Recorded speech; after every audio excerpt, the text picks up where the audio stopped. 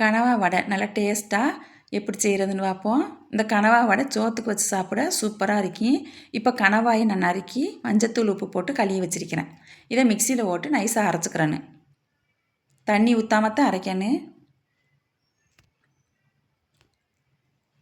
இப்போ அரைச்சாச்சு. இந்த மாதிரி நைஸாக அரைக்கணும்.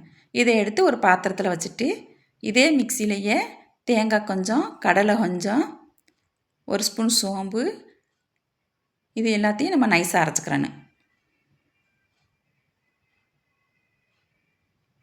இப்போ அரைச்சாச்சு. இதையும் எடுத்து கணவாயோட வச்சுட்டு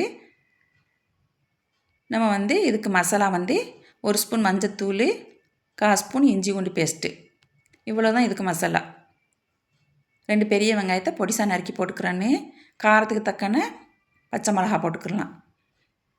மல்லிக்கீரை கொஞ்சம், ஒரு முட்டை, உப்பு, இது எல்லாத்தையும் நல்லா கலந்துக்கிறேன்னு.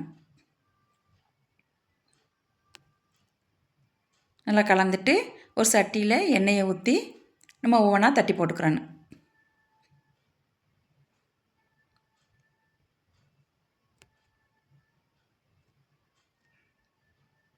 இப்போ ஒரு பக்கம் செவக்கவும் திருப்பி போட்டு இதே மாதிரியே 2 பக்கமும் செவக்கவும் எடுத்துறேன்னு.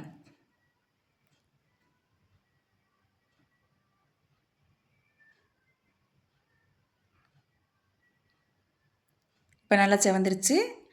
இதை எடுத்துட்டு நம்ம இதே மாதிரியே எல்லாத்தையும் தட்டி போட்டுக்கிறோன்னு. நல்லா சூப்பராக இருக்கும், டேஸ்ட்டாக இருக்கும். செய்து பாருங்கள்.